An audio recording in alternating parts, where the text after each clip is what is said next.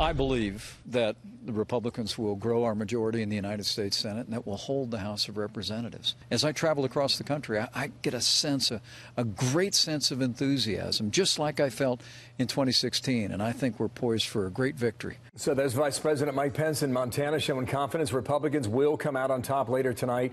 Ohio Congressman Steve Stivers is chairman of the National Republican Congressional Committee. He is my guest out of Columbus today, back in your home state, stumping today. And, sir, thank you for your time. Our viewers may not be aware, but you're pretty much responsible for the reelection of the Republican majority in the House.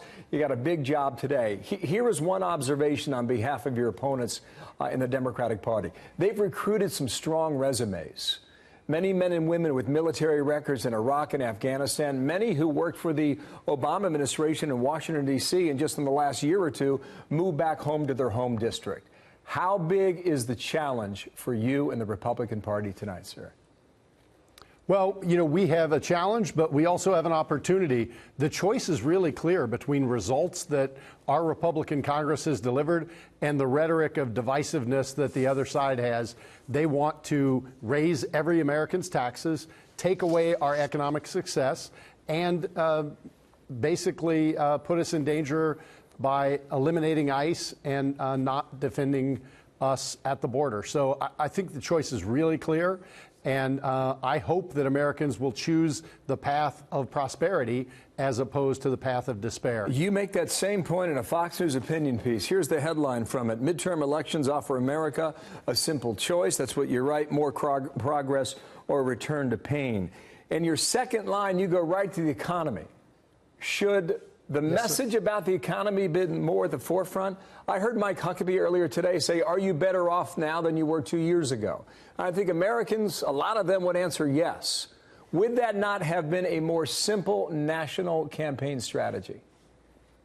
Well, I think it has been part of our campaign strategy, and I think if you look at the closing messages, a lot of our candidates have that as their closing message. But I think we have to be able to do more than one thing. We have to be able to protect America and make America prosperous, and we're working to do both, though. All right. There's a district just north and east of you, Ohio Congressional District 12. Troy Balderson is running as the Republican. Danny O'Connor is the Democrat. This is a special election that got national attention just a few months ago. What do you think happens in that district that involves so many suburban voters in northeastern Columbus, Ohio? Well, I think, Bill, the result today will be the same result we had in August. Troy Balderson will win. It'll be a close race, but Troy's going to win that and hold it. He's doing a great job, and he's a great congressman. He's already making a difference, and he's going to make a difference for the future of a lot of people. He represents their values, and Troy Balderson will win that race. It's one of those races that's going to determine the fate of the majority, and we're going to hold the majority because of candidates like Troy Balderson. That you're making the case that Republicans are coming home. And I don't just mention that district in Ohio. There are countless districts just like it in Virginia, in Illinois, in Georgia, northeast of Atlanta. What do you think those voters are looking for in this election? I think our voters are looking for opportunity, hope, growth and opportunity. That's what we've given them through our tax cuts and regulatory reform, and they want to keep America safe. It's really those two things that our voters want and that all Americans want. They want opportunity for their kids. They want opportunity for themselves. There have been so many people left behind in the stagnant economy of the last 8 years, and it's time to turn it around. We've done that, and I think voters are going to give us credit for that. And that's why we're going to win the majority. And again, Bill, the choice is clear. It's a choice between prosperity and higher taxes. I think Americans will choose prosperity. It's a very interesting storyline tomorrow, not just the suburbs of Atlanta, Washington, D.C., Columbus, Ohio, Chicago, Illinois.